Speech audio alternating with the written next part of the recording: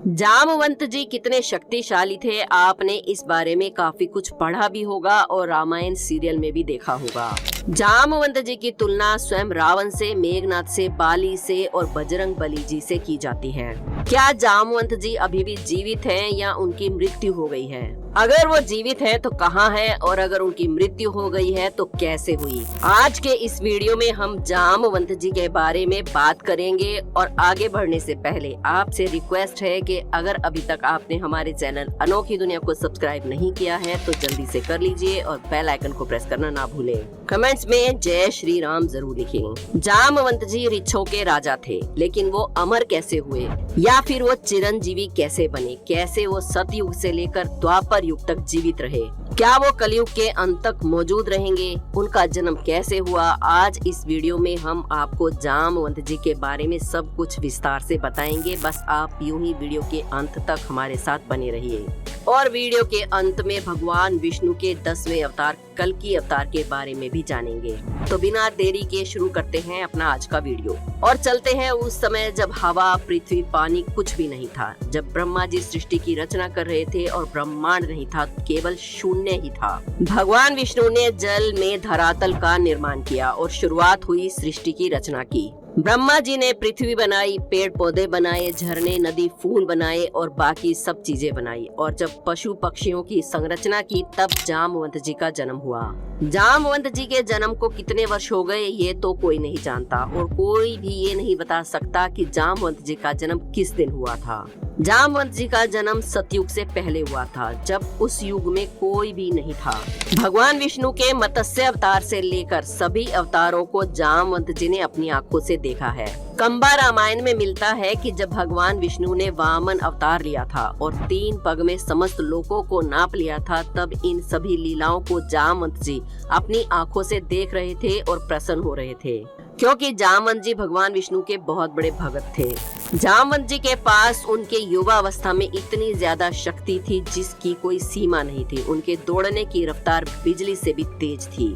वाल्मीकि रामायण के किष्किंधा कांड में लिखा है कि जब सीता मैया का पता लगाने के लिए समुद्र को लांग कर जाना था, तब जामवंत जी सभी वानरों की गति को नाप रहे थे। कोई वानर कहता है कि मैं 50 योजन तक छलांग लगा सकता हूँ, तो कोई वानर कहता है 60 योजन तक छलांग लगा सकता हूँ। तब जामवंत जी ने कहा कि मैं 90 योजन तक छलांग लगा सकता हूँ। इसी बात से पता चलता है कि जामवंत जी कितने ज्यादा शक्तिशाली थे। और जामवंत जी बोले कि ये सागर 100 योजन का है, इसे मैं नहीं लांग सकता, लेकिन हनुमान जी इसे छलांग लगाकर लांग सकते हैं। लेकिन हनुमान जी अपनी सारी शक्तियों को भूल चुके थे। इसके पीछे भी एक रोचक कथा है। हनुमान जी बचपन में बहुत ज्यादा शक्तिशाली थे और नटखट भी थे। उनकी शरारतों से सब परेशान थे। एक बार तो उन्होंने सूर्य को भी निगल लिया था। इसलिए एक ऋषि ने उन्हें श्राप दिया कि वो अपनी सारी शक्तियों को भूल जाएंगे, लेकिन जब उन्हें किसी की सहायता करनी होगी तो उन्हें अपनी शक्तियाँ याद आ जाएंगी। तब हनुमान जी को उनकी शक्तियों को याद दिलाने वाले जामवंत जी ही थे। कंबा रामायण में बलि के समय भी जामवंत जी के होने का प्रमाण मिलता है, और वाल्मीकि रामायण के अनुसार जामवंत जी का जिक्र त्रेता युग में मिलता है। इसी प्रकार जामवंत जी का जिक्र भागवत पुराण में भी मिलता है। जब सत्यभामा, जो भगवान श्री कृष्ण की पत्नी थी और भगवान श्री कृष्ण उनसे बहुत ज्यादा प्यार करते थे, उनके पिता का नाम था सत्राजीत, जिसके पास एक मणि थी जिसका नाम था संयमतक मणि। यह मणि उनको भगवान सूर्य ने दी थी। सत्राजीत के छोटे भाई ने उस मणि को अपने गले में पहन लिया और शिकार करने के लिए जंगल में चला गया। जंगल में वो एक शेर के द्वारा मारा गया और मणि वही जंगल में गिर गई। तब जामवंत जी को वो मणि प्राप्त हो गई। सत्राजीत ने उस मणि की चोरी का इल्जाम भगवान श्री कृष्ण पर लगाया। भगवान श्री कृष्ण अपने ऊपर लगे चोरी के लांछन को हटाने के लिए मणि को ढूंढने निकल पड़े। ढूंढते ढूंढते वो जामवंत की गुफा तक जा पहुँचे। जामवंत की बेटी जामवती उस समय उस मणि के साथ खेल रही थी। उस मणि को प्राप्त करने के लिए जामवंत और भगवान कृष्ण के बीच 28 दिन तक युद्ध चलता रहा। माना जाता है कि जामवंत जी उस समय बहुत ज्यादा वृद्ध हो चुके थे, क्योंकि उनके जन्म को 2 युग बीत चुके थे और तीसरा युग यानी कि द्वापर युग भी अपने अंतिम चरण पर था। जब युद्ध करते हुए 28 दिन बीत गए तो जामवंत जी कमजोर पड़ने लगे और उन्होंने श्री राम को याद किया। तब भगवान श्री कृष्ण ने उनको श्री राम के रूप में दर्शन कराए और स्वयं जामवंत जी ने उनके चरणों में मस्तक को रखकर प्रणाम किया। भगवान श्री कृष्ण और कोई नहीं बल्कि स्वयं नारायण के अवतार हैं, जो समय समय पर अपने नए नए रूप में अवतार लेते रहते हैं और पापियों का नाश करते हैं। आइए अब आपको बताते हैं कि भगवान श्री कृष्ण ने जामवंत जी से युद्ध क्यों किया। कहा जाता है कि रामायण काल में जामवंत जी ने एक बार राम जी से युद्ध करने की इच्छा प्रकट की, क्योंकि वो देखना चाहते थे कि उन दोनों में कौन ज्यादा शक्तिशाली है। तब श्री राम ने कहा कि इस युग में तो संभव नहीं है, लेकिन द्वापर युग में मैं आपकी इच्छा जरूर पूरी करूंगा। और इतने वृद्ध होने के बाद भी स्वयं नारायण के सामने 28 दिन तक युद्ध में टिके रहना बताता है कि जामवंत जी कितने शक्तिशाली थे।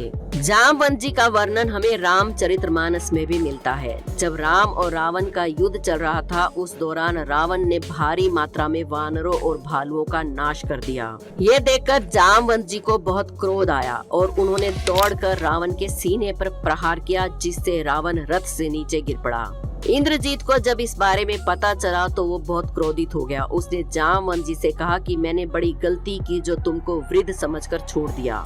अब तुम मेरा सामना करो। माना जाता है कि मेघनाथ बड़े बड़े दैत्यों से भी ज्यादा शक्तिशाली था। मेघनाथ ने एक शूल से प्रहार किया। उस शूल की गति बिजली की गति से भी ज्यादा थी। जामवंत जी ने उस शूल को अपनी उंगलियों से पकड़ लिया और उल्टे उसे मेघनाथ पर ही चला दिया, जिससे इंद्रजीत मूर्छित होकर गिर पड़ा। अब आप जानना चाहेंगे कि जामवंत जी को इतनी शक्तियाँ कैसे प्राप्त हुई, तो आपको बता दें कि जिस तरह हनुमान जी भगवान शिव के 11वें रुद्र अवतार हैं, उसी तरह जामवंत जी भी ब्रह्मा जी के अंश हैं और इसीलिए इन दोनों की शक्तियों की कोई तुलना नहीं कर सकता। कहा जाता है कि आज भी जामवंत जी जीवित हैं और कल्कि अवतार का इंतजार कर रहे हैं। जब नारायण अपने 10वें अवतार में भगवान कल्कि का रूप लेंगे और कलयुग का अंत करेंगे, तब जामवंत जी बाकी युगों की तरह नारायण की इस काम में सहायता करेंगे और कलयुग के अंत में उनका भी योगदान होगा। अब आप सोच रहे होंगे कि अगर जामवंत जी अब भी जिंदा हैं तो वो कहाँ है। तो आपको बता दें कि ये बात अक्सर सामने आती है कि उत्तर प्रदेश के बरेली के पास जामगढ़ नाम के एक गांव में एक गुफा है, जो कि बहुत ही ज्यादा प्राचीन है। यहाँ के लोगों का मानना है कि जामवंत जी कई हजारों साल तक इस गुफा में रहा करते थे। यहाँ पर गणेश जी की जामवंत जी पूजा किया करते थे और यहाँ गणेश जी और जामवंत की मूर्तियाँ भी हैं। अब इस बात में कितनी सच्चाई है ये तो हम नहीं बता सकते, लेकिन आपको ये जरूर बता सकते हैं कि जामवंत जी के एक और निवास स्थान की बात कई बार सामने आती है। मध्य प्रदेश के रतलाम शहर में एक छोटे से गांव में, जिसका नाम है जामथल गांव। इस गांव के लोगों का कहना है कि स्वयं जामवंत जी ने ये गांव बसाया था और जो वहाँ गुफा है उसमें जामवंत जी आज भी रहते हैं, लेकिन हम उन्हें देख नहीं सकते क्योंकि उनका शरीर कलयुग में दिव्य हो गया है।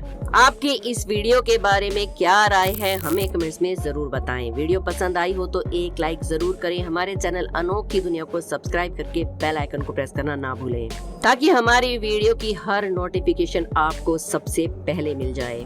कल फिर मिलेंगे एक और नई वीडियो में एक और नए इंटरेस्टिंग टॉपिक के साथ। तब तक खुश रहिए, मस्त रहिए, स्वस्थ रहिए, अपने आसपास सफाई रखिए। कमेंट्स में जय श्री राम जरूर लिखिए। चलते हैं, जय श्री राम।